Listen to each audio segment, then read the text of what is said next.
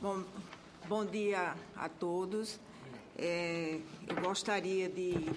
na pessoa do presidente dessa comissão, doutor senador Rodrigo Hollenberg, cumprimentar os componentes da mesa. Gostaria também de agradecer o honroso convite para participar desse debate. Dizer que estou aqui no momento como presidente do Fórum Nacional das Entidades Civis de Defesa do Consumidor, que congrega no país mais de 20 entidades civis, e trazendo para esse debate um posicionamento eminentemente prático, resultado da nossa vivência no dia a dia, e cumprimentar, antes de qualquer coisa, a grande jurista, professora Ada Grinover, mestre de todas nós, não é? E dizer que eu optei por fazer uma abordagem, até porque o tempo não permitiria uma abordagem detalhada, uma abordagem de ordem mais genérica,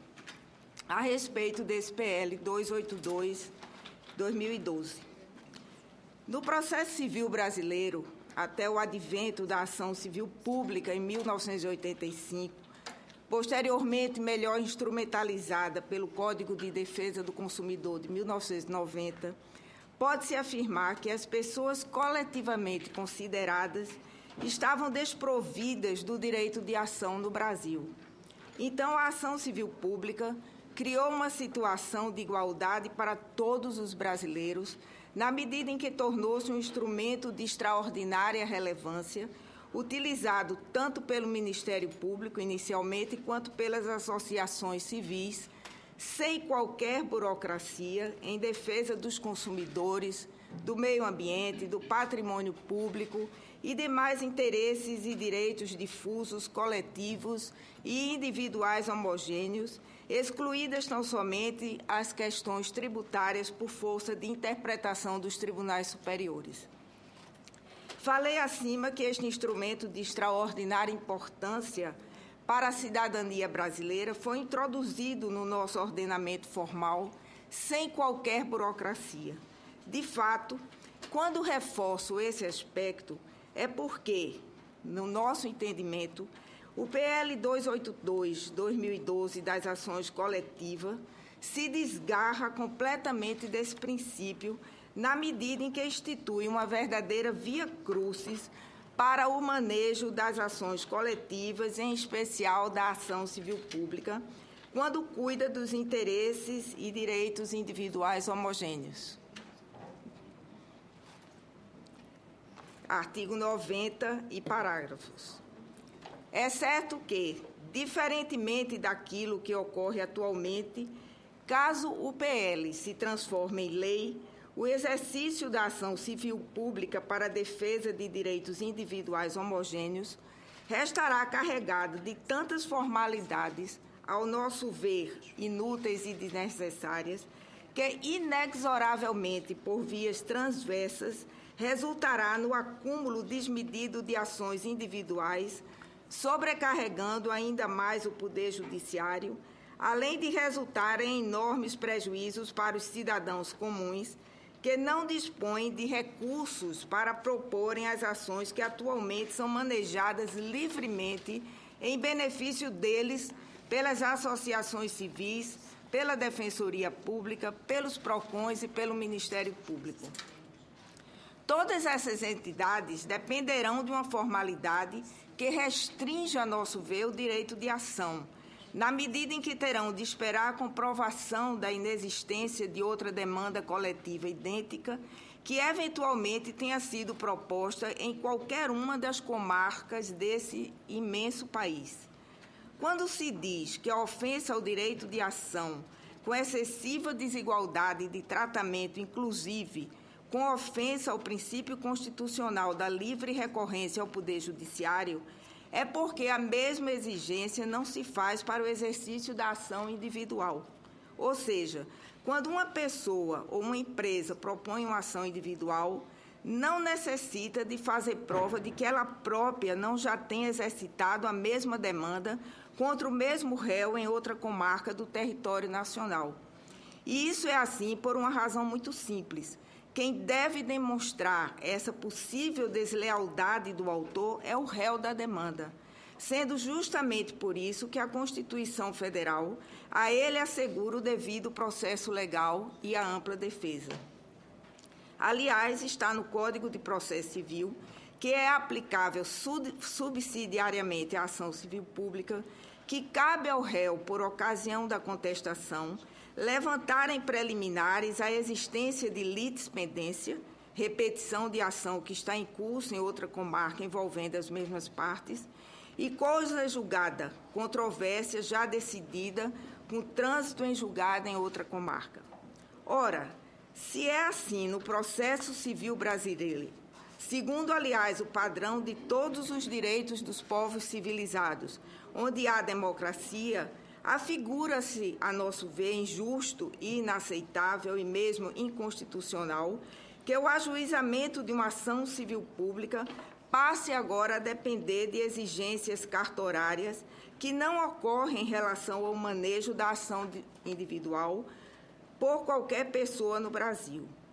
Com a devida vênia e com todo o respeito que tenho pelos autores desse PL, mestres de todos nós, e mesmo admitindo que esses ilustres juristas tenham pensado, como de fato pensaram, em oferecer melhores condições ao exercício da demanda coletiva, não há como afastar o equívoco em que se incorreu na idealização desse mencionado PL, que, em verdade, vai instituir no Brasil duas categorias de cidadãos segundo o exercício do direito de ação. Uns poderão continuar promovendo ações individuais da forma como fazem hoje e outros, os beneficiários das ações coletivas, que somente poderão residir em juízo se fizerem a prova premonitória de que o objeto dessa demanda ainda não seja objeto de igual demanda contra o mesmo réu em outra comarca do território nacional. Adentrando em outros pontos específicos do PL, e não vou entrar em todos, evidentemente, acredito que a colega Valquíria Quixadá, que integra comigo a Comissão de Especialistas do Ministério da Justiça, falará sobre outros textos. O inciso 3º, parágrafo 1º do artigo 81, cria também uma dificuldade para o exercício da ação que trate de direito individual homogêneo, na medida em que deixa a critério do juiz, de forma subjetiva, analisar sobre se os mencionados direitos individuais homogêneos recomendam ou não o exercício da tutela coletiva. Como é comum, sempre que se maneja uma ação coletiva, pede-se antecipadamente uma providência cautelar ou mesmo de antecipação de mérito para evitar danos permanentes ou já configurados contra as pessoas beneficiárias dessa mencionada ação. Assim, pois, tornar-se-á, a nosso ver, inútil a demanda coletiva, seja em razão da cartorialidade acima referida, que antecede a sua propositura, seja ainda em decorrência de que, diferentemente do que ocorre atualmente, caberá ao juiz dizer se os direitos individuais homogêneos de origem comum são hábeis ou não ao manejo da ação coletiva. Além de ser um prejuízo enorme para o exercício da cidadania, também resultará no aumento descomunal de recursos e mais recursos ao Poder Judiciário, com prejuízo evidente à prestação jurisdicional. Outra questão que me parece de extrema relevância diz respeito à instituição de audiência de conciliação, consoante estabelecido no artigo 90b do PL, onde está dito que as partes ou seus procuradores habilitados a transigir para tal fim comparecerão. Ora, admitindo-se uma ação proposta por uma associação civil, ou pelo MP, ou pela Defensoria Pública, objetivando a reparação de direitos individuais homogêneos, torna-se impensável aplicar-se aí o Instituto da Transação. Tal se diz porque o ente autor da ação coletiva, como se sabe, não é o detentor do direito objeto da demanda. E essa ação só é proposta justamente porque os detentores do direito em discussão não estão identificados. Portanto, não há sequer como compreender qual a ratio essende dessa norma, que nunca poderá, a nosso ver, ser aplicada, afigurando-se tão somente como uma fase de protelação da demanda em benefício do réu. Parece-nos inconstitucional o dispositivo, já que é impossível ao autor coletivo transigir sobre direito que não lhe pertence. Nem se diga que o parágrafo 6º desse dispositivo teria como legitimar essa transação. Primeiro, porque também não detém o próprio MP poderes para autorizar a transação de direitos individuais homogêneos. Segundo, porque, conforme está dito ali, se aos membros do grupo, categoria ou classe remanesce o direito de não concordar com a transação, podendo, nesse caso, propor a ação individual, a situação fica pior ainda. Quer dizer, as pessoas mais humildes, que nunca tiveram condição de contratar um advogado, depois de uma transação mal sucedida, perderão o direito e a esperança. Considerando que o PL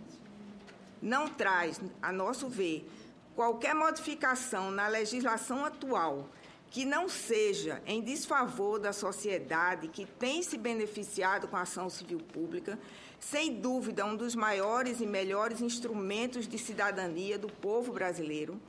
penso que se o Poder Legislativo brasileiro negar seguimento a esse PL, estará fazendo justiça, principalmente àqueles que lidam no dia a dia pela proteção das classes menos favorecidas em todo o território nacional, desde 1985, com a criação da ação civil pública, em especial a partir de 1990, com o advento do CDC.